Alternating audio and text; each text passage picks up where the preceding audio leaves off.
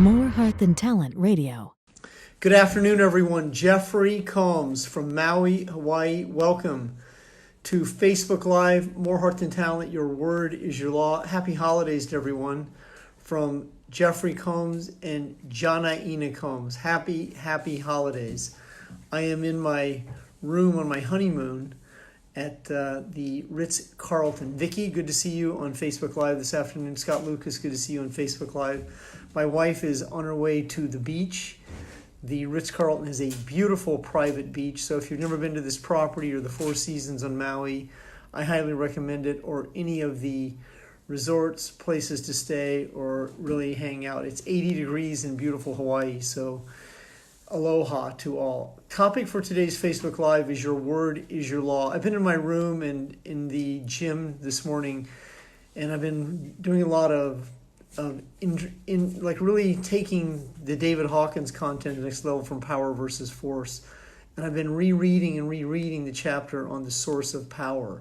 So it really breaks down how your word is your law. And I have been teaching that, not only that concept, but that reality for many, many years. So there's a lot of great clients that I've coached on this Facebook Live here this afternoon. Ray Tamayo, Becca Prince, Amy Gilbert, aloha to all of you. Lisa Pazanza, dear client and friend, welcome. Vicki, thank you. Wayne Clark, welcome to the Facebook Live this afternoon on Your Word is Your Law. Now, I first heard of this as a concept in 1990 from a book called The Game of Life and How to Play It. I did not understand consciousness at the degree that I do now. Now, that was obviously many years ago, but in today's world, the more you understand cause and effect and why you do what you do, then the separation from feelings and events begins to be a reality. So there's context, and there's the context, and then there's the application. So in changing your word, it's important you become aware of it. So when you say guess in your sentence structure, that means you doubt. If you have trust issues, your communication style will fulfill those issues, and you'll speak in a level of uncertainty. As you begin to separate your feelings from the events, as you begin to let go, as you're no longer the mind-body connection to the events that shape the feelings, then you are in your power. When you're a level of force, when you're forcing yourself, when you're trying to break through. I just spoke to a gentleman earlier today who is a triathlete, very skilled athlete, but also has a lot of rejection and abandonment issues, and he's really looking for that breakthrough in 2019 and 2020, so he does not continue to sabotage his relationships. Now, how many of you continue to perpetuate this or do this, whether it's with your own husband, wife, significant other, or your past relationships, your present relationships? When you're in a force, counterforce situation, you'll attract your reality, people and situations to fulfill those feelings. As you really start to understand word and law, you'll begin to change who and what you attract. And when you are negative or positive, those are two terms that we are taught. It really means when you're in anxiety, fear, and doubt, or when you're in consciousness. When you're in consciousness, you're in a whole different level of energy. You're in an inspired energy. You're in a know energy. You're an aware energy. And as you begin to live in that energy, your communication style changes. The way your body and brain communicate, so that you're a lot more in a one with situation. So your body isn't going one way and your brain isn't going another, which creates the contradiction. Now, as you really start to go beyond grasping, and then you're in the reality of it, and you start to change your sentence structure, meaning you insert the word commit versus need to. I need to lose weight. I need to go to the store. I need to change my life. I'm committed to changing my life. I'm committed to going to the store. I commit to go to a 12-step meeting. I commit to stop drinking. I commit to change the way I communicate with myself. I commit to improve my relationship with my wife. I commit to change my relationship with my husband. All commitment starts with commitment.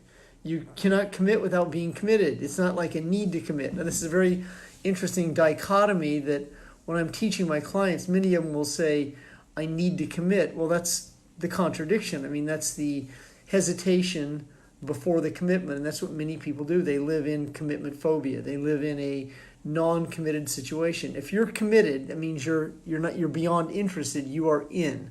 Instead of standing behind the glass, you're on the other side of the glass, and you are committed. When you're committed to your recovery, when you're committed to your health, then you're not the mind-body connection to the events that keeps you non-committed. And this is what happens to many, many good people. They're interested, they'd like to, they'd love to live a better life. They wish, they hope. These are words that they kinda, they sorta, they want to. So these are the words that the unconscious will continue to perpetuate to fill feelings of abandonment, rejection issues. When you commit to win, there's no backing down. Now you may not win, but you may not win that day, but if you're committed, you'll have your share of victories. Also, consciousness does not access winning and losing. Although if you're in a rodeo, a sporting event, if you're in playing softball, now you don't have to win at all costs, but you can also win comfortably. And if you don't win, you can also not feel like you've lost or you're a loser. And if you live in this win-lose, right-wrong, black-white, good-bad world, then you'll be in a forced counterforce situation, meaning that you're very forced. You're trying to force it when you relax and let go. So letting go is really the source of power. It's really accessing power and being in a place where you're not trying to make something happen. And that make is a forced situation. And the way you even communicate, so the way you communicate is I'm committed. I'm going to let it happen. I'm going to commit to changing. And even the brain and body starts to relax. So that means that you're in your body rather than in an outer body experience in a forced situation. And this is what unfortunately happens to many people, is they attempt to force the situation. They walk up to the starting line. They get so anxious about the art of the start that they get so overwhelmed that they don't start, and then there will be no finish. And that's what committing is.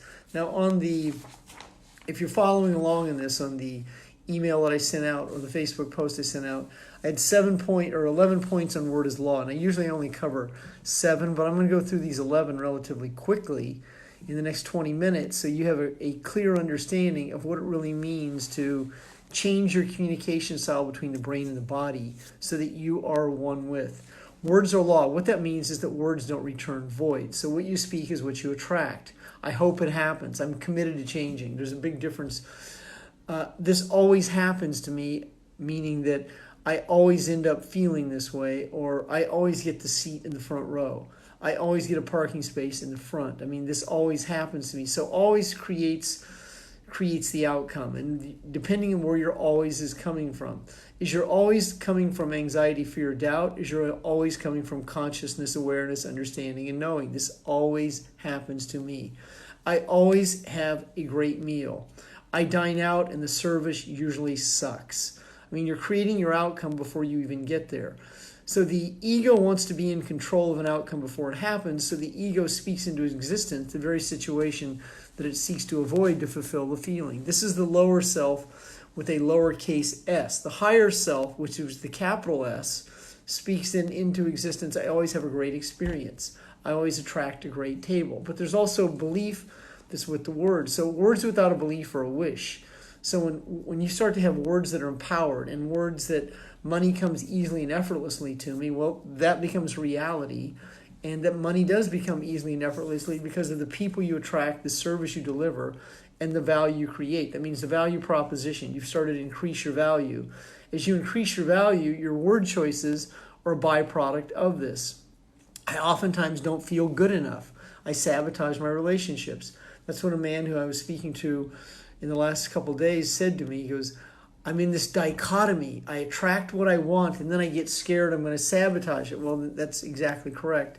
He becomes scared of the outcome and then creates the outcome to say this always happens to me. So words without a belief is just a wish. Mike Green said that, just stated that. Well, that is correct. Words without belief. Now, belief means certainty. When I am, that's me, when I am. That's the uppercase self. So when I am, when I believe, I am certain. When I'm certain, I know. When I know, I will not be denied. When I know, I don't have to explain what I know. So this allows you to step out of being an addicted validator, justifier, and explainer, because when you know, you don't have to validate, justify, or explain, and you won't be in conflict. I was standing in the airline at the airport yesterday, and I was standing there, and a gentleman started going off on our president unsolicited. And he was just like, it was rather unique to witness him just go off on this situation. Now, instead of giving me my beliefs, I just simply took a deep breath and turned my back and moved away from the situation, because there was nothing for me to even say in that situation. It was really a let go process. And the whole de-edification process was not really something I wanted to hear, but rather than be right and be in conflict, and rather than use words that would create a hostile outcome, it was much better for me to just let go. And I did. So words are law. Words do not return void. Now that comes from Florence Scovel Shinn's book, The Game of Life and How to Play It. That's chapter 3, Word is Law. That's where the term word is law comes from me, as I learned this in 1990 by reading the book The Game of Life and How to Play It. This book was given to me by a woman who told me that I was very negative. Pissed me off too, because I thought I was 3 years in sobriety, and I thought I was in the process, but I did not understand the degree of my, at that time, negativity, which really meant anxiety, fear, and doubt. And I was in a lot more conflict than I am today with myself and other people, because I was in this prove mode. I had to prove myself right. And then letting go of that process, I began to change my word choices. I also started using affirmations from The Game of Life and How to Play It. DeVos Publishing created a deck of affirmation cards that I purchased. And I also was reading from Unity Church, The Daily Word. And I was also reading from Hazelden Institute, which is a recovery institute in Minnesota. They write some of the greatest content. That's where Melody Beatty originally started writing, was Hazelden Institute. Melody Beatty is the author of the multi-million-dollar selling book, Codependence and Codependent No More and Beyond Codependence. So in chapter 5, in Codependence No More, she breaks down what detachment means. Even the word detachment is an exceptional word to start to master, because when you detach, it means you're not attached. And there's more than one word in the word detachment. So detachment is a word that's a lot like vulnerability. So in vulnerability, there's a conscious term of detachment. And then there's also, vulnerability also has another meaning where it's anxiety, fear, and doubt, where there is vulnerability involved. Now, as you begin to change your word choices, you will begin to change who and what you attract over a period of time at a higher law of frequency. So let's take a look at how you speak determines who and what you attract. Well, the way you write content will be a byproduct of who and what you attract. So when you come from need, when you come from desperation, when you come from poverty, when you come from lack and you write about it and you communicate it, you'll continue to attract your reality, people, and situations to fulfill your feelings. When you start to come from consciousness, service, and value, and you change the meaning of what you mean. So if money is your only means, if money is your identity, if money is your ego, then you're going to attract people who you'll be in conflict over it. But when you start to let go of your anxiety about money and you come from service and you come from value and you're not in so much desperation. Now, I know you require money, I require money. But when we come from force and need with money, and that's the way our word, oh my God, I'm so worried about my bills. I'm worried about worrying. I'm worrying about worrying. I'm worried when you worry. Worry is the ego's way of trying to control an outcome that has not happened. So when you come from that service value proposition, when you come from that situation, when you are delivering value and you continue to scale your value, you raise your value because of how good you're becoming. And you're good not from ego, you're good from consciousness. You know you're improving and you feel it, you sense it. And you let go of the control that keeps you in control of being out of control. And it's that mind-body connection that you learn to let go of that allows you to be your highest self. And so that's how your word choices begin to change, because you become aware of them. You use words that are persuasive.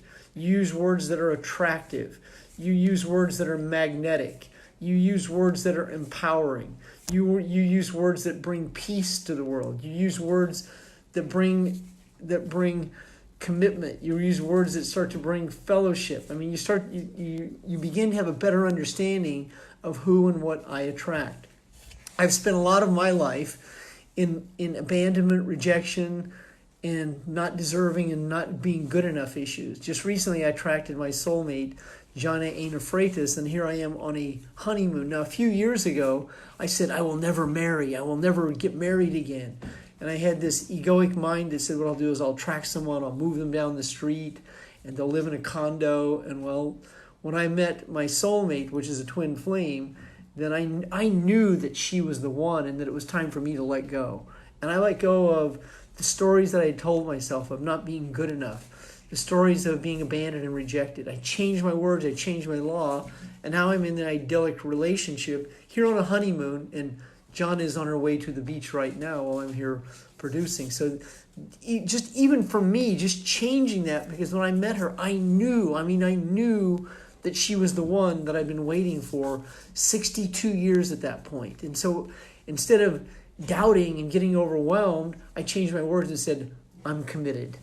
And she said, well, I'm going to require a ring. And within a week, she had it. And so and now I'm on a honeymoon. So even at 62, I still was in my own non-belief that I was good enough and deserving, and that I had the ability to attract someone that I wouldn't reject, they wouldn't reject me, I wouldn't abandon them. So that means a higher level of trust. And that trust, that feeling of love, compassion, that feeling of connectedness, that's what creates the twin flame. So a soulmate and a twin flame are different. A soulmate's like, oh, well, we have a good connection. We're connected. Oh, we could get married. Oh, we could be great teammates. But a twin flame is when you know. Now, a twin flame is not only in love. A twin flame can be in business. It can be with a dog, an animal, because the connection is just so deep that you just feel it. I almost use the New Jersey term. You can just fucking feel it. Yes, you just feel it because you know that. You know it. And when you're in that kind of know, then you're stepping out of doubt, and then you are you and you are free. And it's that freedom that allows you to heal the mind-body connection that you hold on to, that keeps you perpetuating the same situation over and over. Recently, a couple of my clients met at an event of mine, and I could see that they had a connection. And then one of them told me in the session, oh my God, I'm afraid I'm going to screw this up. And I go, that's your word is your law. If you continue to perpetuate that, that will happen. However, I know the two of them, and I don't know that they're going to be twin flames, but I know that they deserve to connect. And so since I know both of them, they have the ability to sabotage themselves, but they also have the ability to love themselves and create that kind of connection, because people show up when you're ready. As you begin, and Nick Horner is one of my most awesome young men I've ever coached. Lisa Pazans is another woman who I've had the privilege of coaching, who has really transcended this. I watched Lisa in this last year really change who and what she attracts. Nick Horner is a young man who I'm definitely he's going to be running for public office in the next few years. He is a man of character, a man who I absolutely will support, because his word is his law. And you will also begin to attract people who word is law. Sandy Girl Clark is on the Facebook Live for me. It's so good to reconnect with her. I've known her for so many years. And I watched her do a training at Breakthroughs to Success just a couple weeks ago that was mind-blowing. Her word was just like this. It was just like filleting it. So when you're able to be in that state and that process of recovery, when you're able to be in that state, then you're no longer the mind-body connection to the events that shape the feelings. You are you, and you are free. So when you're able to free yourself from this anxiety, then you're not like in your head all freaking day, like worried about what hasn't happened. You're able to, Aaron, what does Aaron say? Aaron Knight's on the Facebook Live. He's another exceptional content writer. There's some great content writers on the live today. If you have not joined the Sobriety Consciousness group, unequivocally join it. The content writing for many of you on this Facebook Live is the best I've ever seen. The honesty, integrity.